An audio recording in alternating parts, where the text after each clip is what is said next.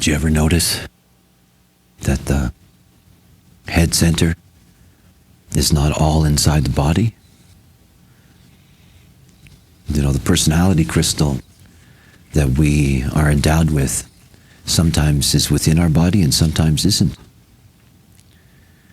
We have a lot of people that have deathbed experiences where they look down on themselves. This is part of that process. The head center has a crack in it. It's one of my jokes about loving cracks. It has a crack in it. That's how the personality crystal gets in.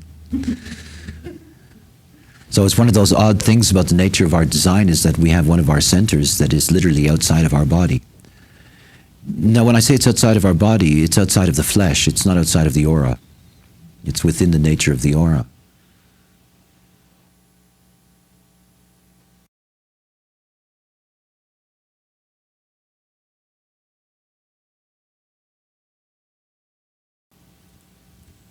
So the first thing to notice here about the head center with its keynote of inspiration,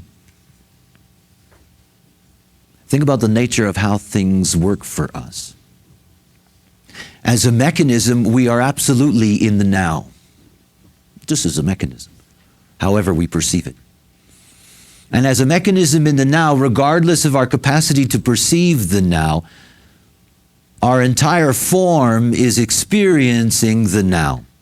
And it's experiencing the now at many, many, many, many different levels. It's taking everything in. Not just the obvious, what we see and smell and hear, what we touch, the taste of the air we breathe, all of these things. We're taking in all of this information. See, the way the brain is structured, the physical plant of the brain, is that its capacity for storage is infinite. I mean, that's one of the miracles of this machine, is that this machine can just keep on storing. Doesn't mean you have access. It just means it keeps on storing, because it stores everything in space, literally. So it's endless, it's infinite. Information is stored, well, nowhere. In that sense, physically. It's just stored. So you take all this stuff in every moment of every day, every second. You're taking it all in. This is inspiration. You are inspiring. You are taking in the whole cosmos each second, and you're storing it infinitely in the space within your brain. This is inspiration. It's not something that's coming in from up there or down here or whatever. It is a byproduct of your existence to take all of that in, to inspire it.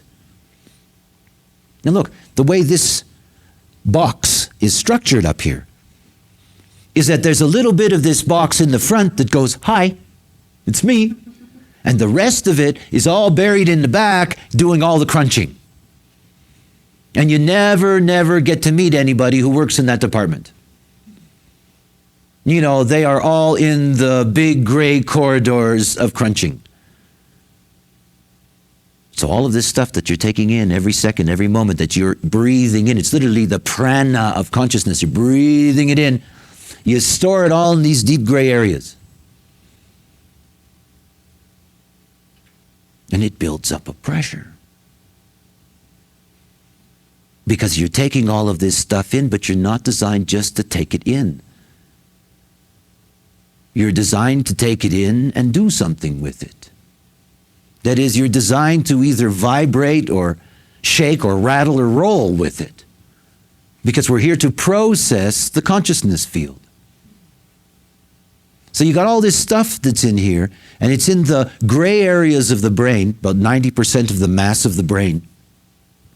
And we have no conscious access to that. You know, we have this neocortex. The neocortex is not really such a big deal physically. It's just very important to us. It is the place of our reflective consciousness. It is where we can identify ourselves in the Maya. It's where we can actively process what we imagine happens to us. Now, between the deep gray areas and the neocortex, there's a bridge. And this bridge is a border. It's a threshold. And there's a guard at the threshold. And the guard at the threshold we call the pineal gland. This is the association of the pineal gland to the head center. See, the pineal gland does some very interesting things in our lives. First of all, it's like a sponge. That is, if you have a sponge and it has no liquid in it, it's open. But if you fill it with liquid, it will literally close up. If you tighten that sponge, nothing can get through. It's not porous anymore. So the pineal gland is like a sponge. It can open up and be porous and allow things to go through, or it can tighten up and nothing gets through. Now, when your pineal gland closes, you go to sleep. I mean, you just go to sleep. You know, when you go into the hospital for an operation and they pump you full of anesthetic, it's going straight to the pineal gland, which closes immediately, and you go to sleep. And you lose consciousness. Now, what the pineal gland does is that it allows information to move from the gray areas and come into the neocortex. That's its work. So the inspiration is your own experience in the world. It's your own experience in the world. It builds up as a pressure. And we'll see why, that is the nature of those pressures. It builds up as a pressure that then must be released. And the only way that it can be released is through the pineal. As a fuel, as a pressure that feeds the ajna center, that feeds our conceptualizing process.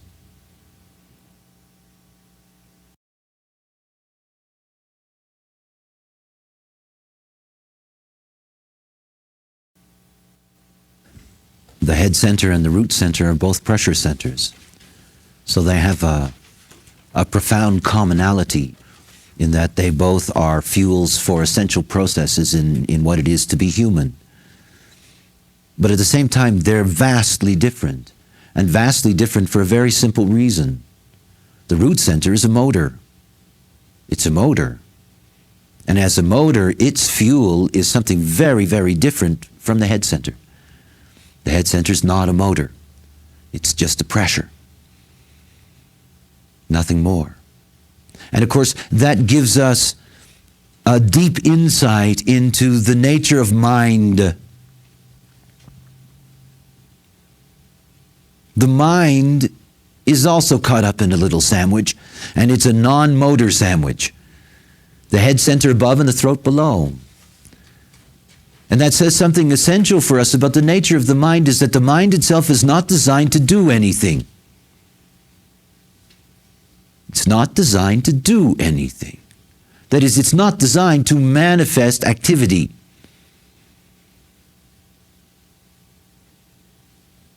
It's designed to manifest language, communication. But it is not being fueled by a motor. It tells us so much about the dilemma we have in trusting the nature of mind to guide us in our own lives. You know, my mantra with people is, your mind is something you cannot trust to be of value for you. It cannot be your authority in your life. But your mind is of great value to the other. This is the irony of being human. We're here to communicate to each other. This is part of the process of developing the consciousness field. But the mind is not there to guide us into activity. You know, authority is someplace else in your design.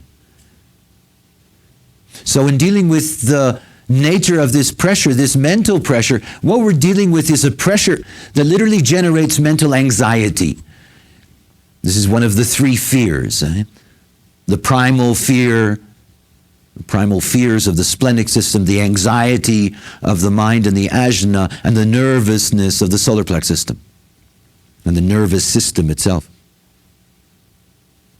So what we're dealing with is a pressure that, if unresolved, is going to result in anxiety. We have an enormous amount of mental anxiety on the planet. It is a deeply misunderstood fear. And of course, the moment that you are allowing your mind to dictate and be the authority for you in your life, you're really going to run into difficulties, deep difficulties. And it's going to generate an anxiety field that is very, very hard to escape. Because, of course, the whole thing about mental anxiety is that the fear can be reconstructed and reconstrued in so many ways endlessly. You know, it's not like a basic primal fear where you hear footsteps. You know, that something's going to happen or not. You're going to deal with it or not. It is a spontaneous thing. You're going to have to deal with your fear. In the wave of the emotional system, nervousness is going to peak and go into a valley where there's no nervousness. But when you're dealing with anxiety, you're dealing with something that has a lifespan. A lifespan. Your whole life. So when you're afraid of something mentally, you cannot get rid of it because you can never confront it. You know, it's just a mental thing. And it's a mental thing that you can change into any shape and color. And you go on with it. So mental anxiety is something that is a deep concern for us here. We are, after all, the great mental beings. And we are living in the age of the mind. And we're at the stage where we're here to complete our mental work. The completion of the mental work is the elimination of anxiety, after all. To really understand or be able to make sense or to know what it is to be in the world and that it's okay.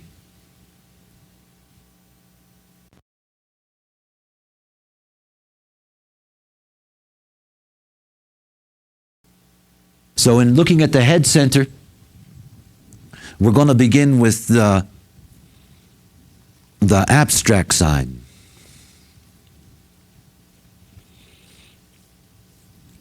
You've got all this experience that you're taking in as a prana in your life.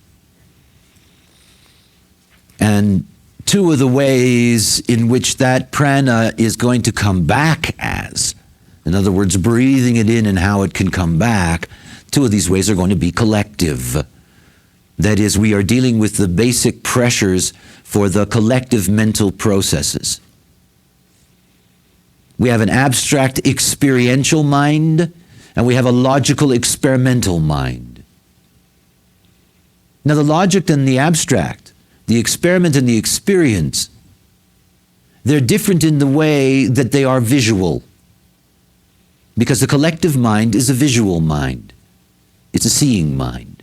It's the eyes. By the time you get down into the ajna, you get the gates of the eyes. The 17, the gate of the right eye, and the 11, the gate of the left eye. So the abstract process that begins in the 64 ends up as the vision taken in by the left eye, and the way the left eye looks at the world. And the left eye does not see properly. The right eye sees in the now. But the left eye doesn't see everything in the now. It sees what it sees in the now. It's the eye that's moving, while the other eye is staring. The way in which these eyes work is the way in which the mental energy works. The way in which the stream is fed back to us from our storage system. And the whole thing is about the quality of access. You know, we have this infinite memory, but it means to be able to tap into that is another story. You have to have a key that opens that up. We do not remember whole things. We remember keys, an aroma, a turn of a head, whatever the thing is, a flash, there's a memory, there's a feed, there's a connection. It opens up the access and all the other stuff comes through. The abstract process, everything about the sensing circuit.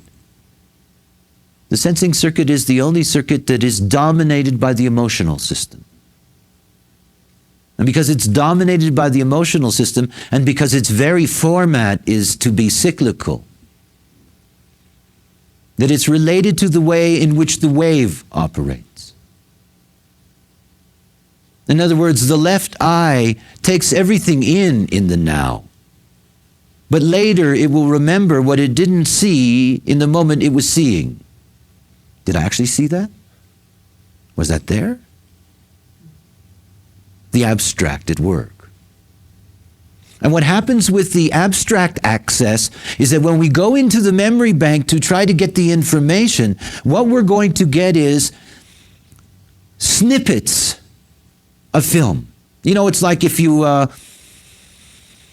a ticket for a motion picture and you walk in and instead what you get is 8,000 or 9,000 video clips, all mixed up. In other words, the way abstract processing is stored is that it's stored in sequences, like film. And the whole thing about the sequences is that they are not edited. And the way they've been cut appears to be random. So the pressure that comes to the 64th gate is the pressure of the mind, the neocortex, receiving this impression of this sequence of memory. But it may not have a context. You know, the 64 is one of the great gates of dreaming. And of course, it gives you the archetype of the dream, that is non sequitur scenes, one after the other in different ways, and this whole mystery about trying to dig in and understand what that really means. The fuel of confusion, the 64th gate. Confusion's one of those words that people have slanted to the negative. And of course, confusion is nothing more than the lack of order before order is established. After all, you know, it's not like you're supposed to be clear at the beginning. The reality is that there is an enormous amount of pressure in the 64th gate. It's not so much that the pressure is greater than the other gates, but remember something about the sensing circuit. The sensing circuit is not connected to the splenic system. So the experiential way, by its very nature, lacks immune protection. That isn't to necessarily say that the experiential way is unhealthy, but it is not protected, and therefore at great risk. So the pressure that's there in the 64th gate, this pressure to resolve experience, and the anxiety if you can't. You see, the abstract mind is there to serve humanity as humanity's historians. These are the commentators on the nature of being. They're the speculators on the possibility of what experience teaches. And out of that they become seekers who seek new experience. You know, the abstract stream is the human evolutionary process. And when we stop being human, there will be no abstract stream. You will disappear. Many others will remain, but that will disappear. The experiential way. So here in the 64th gate, what we have is the pressure to realize. What was that sequence all about? What was it all about? And it's always about yesterday. Always. The whole thing about the pressure of the 64 is that it's always about the past. It's about the past itself. It's not about the present. It's not about the future. It is about the past itself. And it's one of those things to recognize about the nature of how we are actually designed, is to see that the experiential stream, that the experiential process is driven without the mind, ends with the witness prodigal in the 33:13, and then feeds the mind to look at the sequence and try to make sense out of that and turn it into new ideas. In other words, the mind is coming after the experience. It's not the mind that's guiding the experience. And the moment that that sequence comes through does not mean that there's any kind of instantaneous realization of, oh, I know what that is. Like a scene from a dream. The scene may be familiar, or the characters may be familiar, but the context may not be. Or it may be as simple as, why did he or she say that to me yesterday?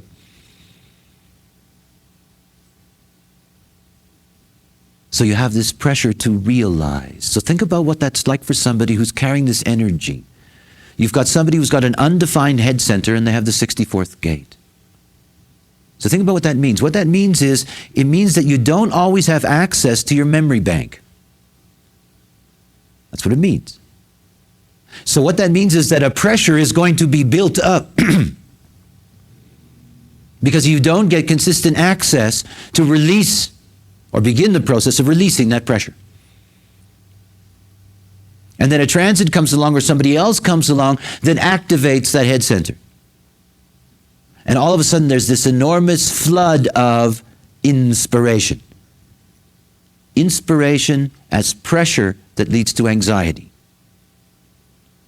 I mean, after all, think about the nature of what we are designed to be like, is that we're designed to be sensory filters. We take in the experience of the world, and then we're being pressured to conceptualize it, to make it up again. I mean, that's what we're designed to do, is recreate it again, conceptually, to be able to communicate it. So there's this instantaneous pressure that's there, and it must be resolved. Now, of course, the whole thing about the abstract process is you don't need any facts. I mean, there is a difference here. We're talking about a thing that ends up as an idea. It's not like you have to die from that pressure. The real anxiety is that you can't make sense out of it in some way. Why didn't he or she talk to me yesterday? And all of a sudden there's this pressure there, and it creates an anxiety. Do they like me? Are they trying to tell me to fuck off? What is going on? Am I going to lose my job? Instantaneous anxiety, and of course the anxiety, because it's the mind, it's such a wonderful toy box.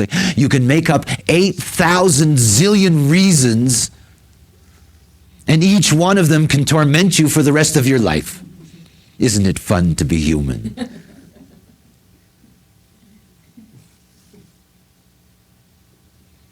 The moment you recognize that that is simply a pressure that is there, because it can't be anything else, and that pressure works best when you're not trying to make sense out of your life, but when you're trying to inspire somebody else to make sense out of theirs. When you look at a chart and you see anybody that has any gates in the head center, these are inspiring people. They open up your inspiration system. I have had many occasions in which music that comes out of me has come out exactly at the moment of a transit to my mental system. The muse operates in many ways. The moon will come along once a month, doing its rounds, and will activate the 64th gate, and will release all of this information from the deep gray areas,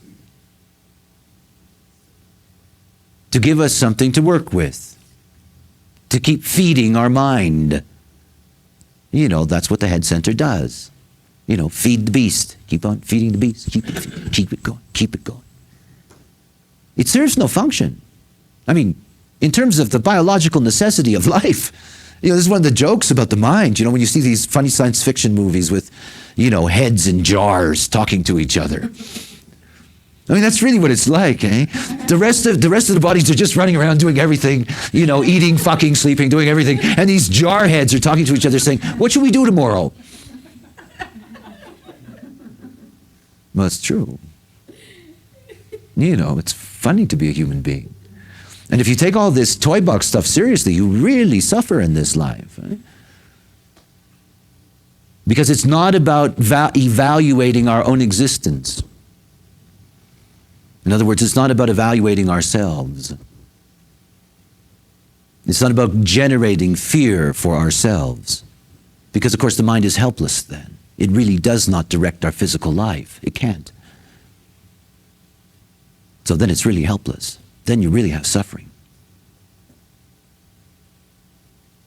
So the whole thing to recognize about the 64 is that the moment that you see that, you know right away that there is a tremendous amount of pressure to come to grips with the experience of being human.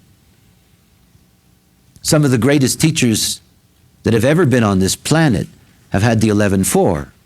You know, there is a capacity for ideas that's transcendental. Doesn't mean that they don't end up in crisis, they do. But however, there are ideas that give us a leap in our consciousness. And the capacity to be able to reflect. This is the whole thing about the abstract mind. You see, the thing that allows us to expand as a global consciousness is that what we've done is that we've created literally a physical memory bank that is planetary-wide in nature. Whether we call it computers or libraries or the web or whatever, we're externalizing what's on the inside. You know, we're creating this enormous mental field where we can all have contact on this mental field. And the great work that's done in linking us up that way is that we have those that can clearly relate to us the nature of our experience here.